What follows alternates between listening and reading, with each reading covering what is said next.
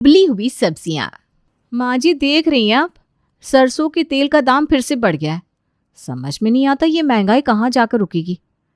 क्या कर सकते हैं बहू, महंगाई ने तो कमर तोड़ के रख रखी है। पूरे महीने का बजट चलाना मुश्किल हो जा रहा है। तुम भी थोड़े अपने फिजूल खर्चे पर लगाम लगाओ। अब इसमें मेरी बात बीच में कहाँ से आ गई माँ जी? मैं तो वैसे ही इतना किफ़ायत से सब काम करती हूँ। हाँ हाँ, पता है कितनी किफ़ायत से काम करती है। अपने ही मुँह मियाँ मिट्ठू बनी रहती है हर समय। अच्छा जा, अब नाश्ते की तैयारी कर ले। मम्मी जी तेल ख़त्म हो गया है, मंगवा दीजिए। बिना तेल के कैसे काम चलेगा? नाश्ता हो या खाना, तेल तो हर चीज़ में चाहिए ही होता है ना। अरे बेटा, पूरे 15 लीटर तेल मंगवाया था मैंने। सोचा था कम से कम 8 महीने तो चलेगा, लेकिन 6 महीने नहीं बीते और तूने 15 लीटर तेल निपटा दिया। मम्मी जी आप तो ऐसे कह रही हैं जैसे तेल ना हुआ माखन मिश्री हो गया, जैसे मैं चट कर खा गई। अरे खाना बन रहा है 3 वक्त का, तो उसमें तेल तो इस्तेमाल होगा ना। अरे बेटा, तो थोड़ा हाथ रोक कर तेल डालना चाहिए ना। पता भी है तेल का दाम कितना चल रहा है। 200 लीटर सरसों का तेल मिल रहा है। तू ही सुबह महंगाई पर ज्ञान दे रही थी। तभी तो मैं कहूँ, जितनी बार चेकअप करवाओ हर बार मेरा कोलेस्ट्रॉल बढ़ता क्यों जा रहा है। अब बढ़ेगा क्यों नहीं? इतना इतना तेल सब्जियों में खा रहे हैं हम लोग, कहीं तो निकलेगा ही ना। देखो बहू, इस बूढ़े ससुर को ऊपर पहुंचाना है ना तो वैसे ही बता दो। ये तेल खिला खिलाकर हमारी सेहत क्यों बिगाड़ रही हो? अरे भाभी, अभी मेरी शादी भी नहीं हुई है और अभी से ये इतनी मोटी तोंद लटक गई है मेरी। यही मेरा गेटअप रहा ना तो कोई लड़की मुझसे शादी नहीं करने वाली। मेरे दोस्त मुझे अंकल अंकल कहकर चिढ़ाने लगे। इतनी एक्सरसाइज मैं कर रहा हूँ लेकिन उसके बाद भी ये तोंद कम होने का नाम नहीं ले रही।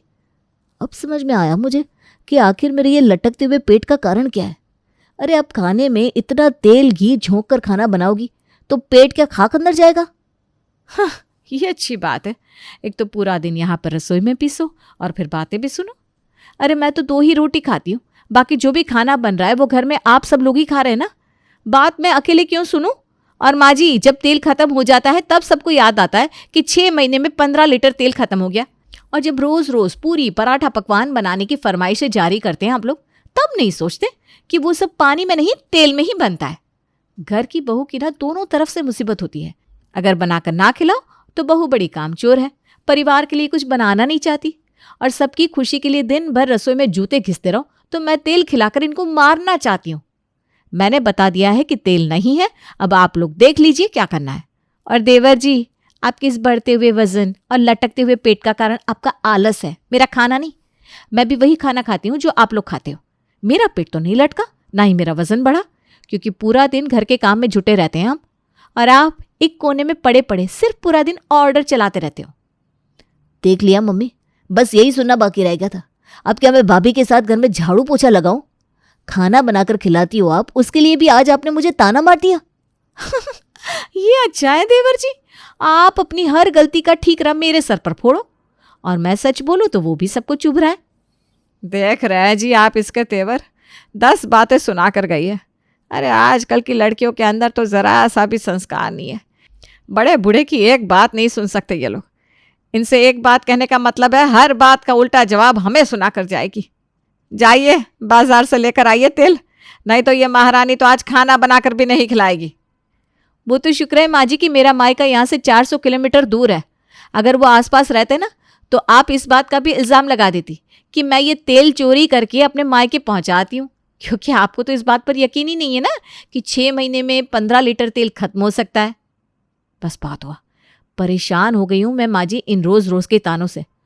मुझे अब कुछ और सोल्यूशन निकालना ही पड़ेगा, वरना ये रोज़ रोज़ के ताने सुन सुनकर एक दिन डिप्रेशन में चली जाऊंगी मैं। सुबह का वक्त था। शैलजा सोफे पर बैठकर न्यूज़पेपर पढ़ रही थी। शैलजा ने अभी न्यूज़पेपर खोला ही था कि उसे एक आर्टिकल नजर आता है, बिना तेल के बनाए स्वादिष्ट सब्जियां। अरे वाह, लग रहा है भगवान ने मेरी सुन ली। ये तेल का स्यापा खत्म करने के लिए भगवान ही आज इस आर्टिकल को मेरी नज़रों के सामने लाए हैं। इसकी तो मैं कटिंग करके अपने पास रख लेती हूँ। अब तो इस रेसिपी से सब्जियां बनाऊंगी। तेल खरीदने का झंझट ही खत्म करना है मुझे। 4 दिन जब बिना तेल की उबली हुई सब्जियां खाएंगे ना, सबके होश ठिकाने आ जाएंगे। और फिर उसके बाद जब मैं 15 लीटर तेल मंगाने के लिए कहूँगी ना, तो माँ जी खुशी खुशी 30 लीटर तेल ला कर दे देंगी। सबको सुधार ना दिया तो मेरा नाम भी शैलजा नहीं। अब ना रहेगा तेल का कलिश और ना सुनने पड़ेंगे मुझे ताने। शैलजा ने बिना तेल सब्जियां बनाने की पूरी रेसिपी अपने पास नोट कर ली थी। अगले दिन क्या बन रहा है कुकर में जिसमें सीटी पर सीटी आ रही है? सब्जी बन रही है माँ जी, और क्या बनेगा? अरे सब्जी कुकर में बन रही है? आज तो मैंने तुझे आलू गोभी बनाने के लिए कहा था। कढ़ाई में बनती है ना हमारे घर में आलू गोभी की सब्जी, भूल गई क्या? आपको तो सब्जी खाने से मतलब है ना, मैं कुकर में बनाऊं, कढ़ाई में बनाऊं या पतीले में, इससे क्या फ़र्क पड़ता है? और मैंने ना अब अपना कुकिंग स्टाइल चेंज कर लिया है। आप बहुत ताने देती थी ना मुझे कि मैं 6 महीने में 15 लीटर तेल पी जाती हूँ, तो आज से शैलजा ने तेल पीना छोड़ दिया है। और कल आप मुझे बहुत भाव खाकर दिखा रही थी ना कि तेल नहीं मंगवाएंगी। अरे मैं आज आपको सामने से बोल रही हूँ, मुझे तेल की ज़रूरत ही नहीं है, मत मंगवाना तेल। और अगर आपने ला कर भी दिया ना तो मैं हाथ नहीं लगाने वाली आपकी तेल की बोतल को। ऐसा लग रहा है महारानी ने बात बिल्कुल दिल पर ले लिया है। मुझे भी तो बता दे बेटा, कौन सा मंत्र मारेगी सब्जी में जो बिना तेल की सब्जी बनकर तैयार हो जाएगी? मंत्र ही मारूंगी माँ जी, बस अब आप देखती जाइए। आप आराम से पैर फैलाकर सोफे पर बैठी, थोड़ी देर में खाना बनकर डाइनिंग टेबल पर आ जाएगा। पता नहीं क्या घोट रही है ये कुकर में। आलू गोभी तो आज से पहले हमने कभी कुकर में सीटी लगाकर नहीं बनाई। थोड़ी देर बाद खाना बनकर तैयार हो गया था। माँ जी आइए, खाना बन गया है और सबको बुला लीजिए खाना खाने के लिए। अरे कब बना लिया तूने खाना? अभी 5 मिनट पहले ही तो तू रसोई में गई थी। इतनी देर में रोटी सब्जी सब बन गया तेरा? जी माँ जी, सब्जी तो कुकर में बना दी और इतनी देर में फुलके भी सेंक लिए, हो गया काम। बहू के मुंह से खाना बनाने का शॉर्टकट सुनकर सास निर्मला की आंखें हैरानी से बड़ी हो गई थी। किस जन्म की दुश्मनी निकाल रही है तू? ऐसे कुकर में उबालने से सब्जियां बन जाती है क्या? माँ जी, ज़्यादा नखरे करने की ज़रूरत नहीं है। सुना था ना कल बाबूजी क्या कह रहे थे कि तेल पी पी कर उनका कोलेस्ट्रॉल बढ़ता जा रहा है। सबकी सेहत खराब करने की जिम्मेदार तो घर में मैं ही हूँ। कल आपकी और बाबूजी की बातों पर मैंने काफ़ी सोचा और महसूस किया कि हाँ, गलती तो मेरी ही है। अब जब खाना मैं बनाती हूँ तो बाबूजी की सेहत बिगाड़ने की जिम्मेदारी भी तो मेरी हुई ना। बस उसी पल मैंने प्रण ले लिया कि अगर सबकी सेहत और महीने का बजट मैंने बिगाड़ा है तो अब उसे सुधारने की जिम्मेदारी भी मेरी। अब आप किंतु परंतु कहना एकदम बंद कर दीजिए। जो खाना मैं आप लोगों को बनाकर दे रही हूँ ना, चुपचाप उसे खाते जाइए। फिर देखिए कैसे 2 महीने के अंदर आप लोगों की सेहत में सुधार आ जाता है। बहू की बातें सुनकर अब घर में बिल्कुल सन्नाटा पसर गया था। किसी के पास भी उसकी बातों का कोई जवाब नहीं था, क्योंकि उकसाया तो उसे घर वालों ने ही था, इसलिए अब भुगतना तो पड़ेगा ही। रात के समय सुबह तो शैलजा ने इतनी बेस्वाद उबली हुई सब्जी बनाई थी कि पूरे मुंह का स्वाद बिगाड़ दिया। देखता हूँ डिनर में कुछ ढंग का बनाया है कि नहीं। शैलजा, डिनर में आज क्या स्पेशल बना रही हो? कुछ मसालेदार सा खिला दो ना। हाँ हाँ, बताओ ना क्या खाओगे, जो कहोगे वही बनाकर खिला दूंगी। लगता है मैडम का गुस्सा शांत हो गया है। समझदारी इसी में है कि प्यार से बात करके मामले को रफा दफा कर लिया जाए। ज़्यादा कुछ नहीं, बस मटर पनीर बना दो। कई दिन हो गए कुछ अच्छा नहीं खाया। क्यों नहीं, जो तुम कहो। अगर तुम्हारी मटर पनीर खाने की इच्छा है तो मैं अभी बनाकर लाती हूँ। शैलजा रसोई में जाती है और 5 मिनट के बाद एक बार फिर से कुकर में सीटी आनी शुरू हो जाती है। अरे बहू, नीलेश तो कह रहा था कि तुम मटर पनीर बना रही है, फिर कुकर में सीटी किस चीज़ में आ रही है? मटर पनीर में ही आ रही है माँ जी। क्या कहा? मटर पनीर भी कुकर में बना रही है? तेरा दिमाग तो खराब नहीं हो गया? क्या माँ जी, एक ही बात को कितनी बार पूछती हैं आप? मैं तो आपको एक ही बात को बार बार बताकर एकदम थक जाती हूँ। कल ही मैंने आपको बताया था ना घर में तेल नहीं है, इसलिए आज से बिना तेल की सब्जियां बनेगी। तेल बिल्कुल खत्म हो गया है तो ऐसा बोलना चाहिए ना तुझे। रुक जा, मैं अभी नीलेश को भेजकर बाजार से तेल मंगवाती हूँ। रुक जाइए माँ जी, मैंने आपको क्या बताया था कि अब मुझे अपनी रसोई में तेल की ज़रूरत नहीं है। अब मैं बिना तेल के ही खाना बनाऊंगी। देखो शैलजा, जिद करने की कोई ज़रूरत नहीं है। और क्यों बात को इतना बढ़ा रही हो? अरे घर में ऐसी छोटी मोटी बातें होती रहती है। गुस्से में माँ ने कुछ बोल दिया तो इसका ये मतलब नहीं है कि तुम बात को रबड़ की तरह खींचती चली जाओगी। चलो ख़त्म करो ये सब। थोड़ी देर रुको, मैं अभी बाजार से तेल लेकर आता हूँ। अब रोज़ रोज़ सब लोग मुझे तेल ज़्यादा डालने हैं और सबकी सेहत खराब करने का ताना देते थे नीलेश। तब कहाँ थे तुम? तब तो तुम कभी बीच में नहीं आए ना। तुमने कभी अपने मम्मी पापा को ये बात समझाने की कोशिश की कि तुम्हारी बीवी पूरा दिन रसोई में कितनी मेहनत करती है। अगर तुम तब नहीं बोले थे तो अब भी तुम्हें बीच में बोलने का कोई अधिकार नहीं है। रसोई में क्या खाना बनेगा, कैसे बनेगा, ये मेरी जिम्मेदारी है, मैं अपने तरीके से देख लूंगी। तुम्हारा काम बस इतना है कि डाइनिंग टेबल पर बैठकर खाने का मजा उठाओ। बात तो तेरी ठीक है बेटा कि हमारा काम है डाइनिंग टेबल पर बैठकर खाने का मज़ा लेना, लेकिन खाने में मज़ा कहाँ है? तू तो सब कुछ उबाल कर रख देती है। ऐसा उबला हुआ खाना कितने दिन तक खा पाएंगे हम लोग? आदत डाल लीजिए बाबूजी, कितने दिन नहीं, सारी जिंदगी अब आप लोगों को ये उबला हुआ खाना ही खाना है। देखिए, इस उबली हुई सब्जी के ना बहुत सारे फायदे हैं। देवर जी का फैट, आपका कोलेस्ट्रॉल, माँ जी का तेल, ये सारी प्रॉब्लम का अकेला सोल्यूशन है ये उबली हुई सब्जियां। आलू गोभी हो या मिक्स वेज, मटर पनीर या फिर कद्दू, हर सब्जी को अब बहू शैलजा उबाल कर ही बनाने लगी थी। उसके हाथ की उबली हुई सब्जियां खाकर घर में सभी लोग बहुत परेशान थे। वैसे तो शैलजा ने ये उबली हुई सब्जियां घर में सबको सबक सिखाने के लिए बनानी शुरू की थी, लेकिन अब उसे आराम भी मुंह लग गया था। जिस खाने को बनाने के लिए पहले वो 2-2 घंटे रसोई में लगी रहती थी, अब उसका काम आधे घंटे में ही पूरा हो जाता था। प्याज, टमाटर, सब्जियां, नमक, मिर्च सब कुछ एक साथ कुकर में डालकर वो कुकर में सीटी लगा देती और इस तरह शॉर्टकट में उसकी सब्जी बनकर तैयार हो जाती। बेस्वाद पकपकी सब्जी को देखकर घर में सबकी भूख मर जाती और 4 रोटी खाने वाले सिर्फ 1 या 2 रोटी खाकर ही उठकर खड़े हो जाते। कुल मिलाकर बहू शैलजा का काम आधे से भी कम रह गया था। मुझे क्या पता था कि ये उबली हुई सब्जियां बनाने से मेरा काम इतना आसान हो जाएगा। अब तो मैं ये उबली हुई सब्जियां ही बनाऊंगी। कम खाएंगे तो वजन भी कम हो जाएगा। कुछ दिनों तक लगातार यही सिलसिला चलता रहता है।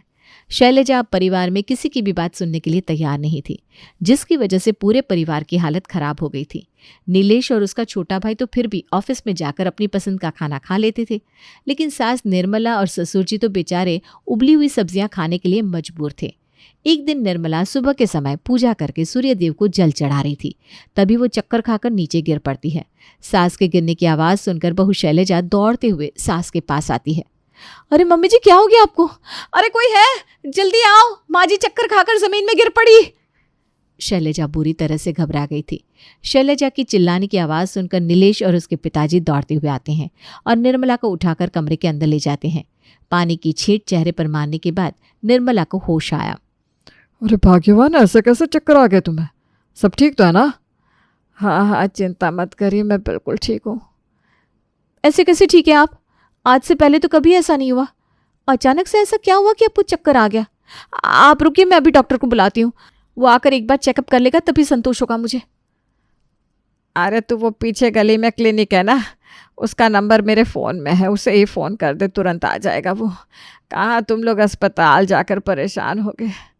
निर्मला के कहने पर शैलजा विनोद को फ़ोन मिला देती है। कुछ देर बाद डॉक्टर विनोद उनके घर पहुंच गए थे। क्या हो गया आंटी जी को? क्या बताएं भैया, अचानक से बेहोश होकर गिर गई माँ जी। हमें तो कुछ समझ में ही नहीं आ रहा। ठीक है, मैं ब्लड सैंपल ले लेता हूँ, टेस्ट करके देखते हैं कहीं किसी बीमारी की शुरुआत तो नहीं हो गई। ऐसी बात कह के आप हमें डराइए मत। जो भी आपको करना है टेस्ट, वो जल्दी कर लीजिए। और आप घबराइए मत माँ जी, आपको कुछ नहीं होगा। हम अच्छे से अच्छे हॉस्पिटल में आपका इलाज कराएंगे। डॉक्टर विनोद निर्मला का ब्लड सैंपल ले जाते हैं और अगले दिन सुबह रिपोर्ट के साथ वापस घर लौटते हैं। भाभी जी, आंटी जी की रिपोर्ट आ गई है। क्या हुआ भैया, सब ठीक तो है ना रिपोर्ट में? ठीक तो नहीं कह सकते भाभी जी, आंटी जी की रिपोर्ट में तेलीसीमिया है। क्या कहा? तेलीसीमिया? थैलीसीमिया होता है ये, तेलीसीमिया क्या है? होता है भाभी जी, आजकल ना मेडिकल साइंस ने बहुत तरक्की कर ली है। ऐसी ऐसी बीमारियां निकल कर आ रही है जिनके बारे में पहले लोग जानते ही नहीं थे। ये बीमारी तब होती है जब इंसान के शरीर में तेल की कमी हो जाती है। क्या बात है, आजकल आप लोग तेल कम खा रहे हैं क्या? हाँ, वो क्या है ना कि मैं आजकल बिना तेल का खाना बना रही हूँ। अरे भाभी जी, हम हिंदुस्तानी लोग हैं, ऐसे बिना तेल मसाले का खाना खाने से हमारे शरीर का गणित बिगड़ जाता है।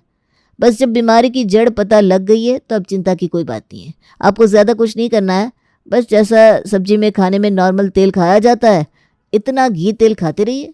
शरीर को हर चीज़ की ज़रूरत होती है ना। ठीक है डॉक्टर साहब, जैसा आप कहें। मैं आज से ये उबली हुई सब्जियों को अपने किचन से बाहर करती हूँ और उसकी जगह ना पहले की तरह तेल वाली सब्जी बनाना शुरू कर देती हूँ। शैलजा, विनोद बेटा घर तक आया है तो उसको ज़रा चाय तो पिला दे। जी माँ जी, मैं अभी लेकर आती हूँ, आप बैठिए भाई साहब। शैलजा जैसे ही चाय बनाने के लिए रसोई में जाती है, निर्मला बिस्तर से उठ बैठती है। अरे बेटा, तूने तो हमारी प्रॉब्लम को ऐसे चुटकियाँ बजाकर हल कर दिया, वरना हम तो बिल्कुल परेशान ही हो गए थे बहू की उबली हुई सब्जियों से।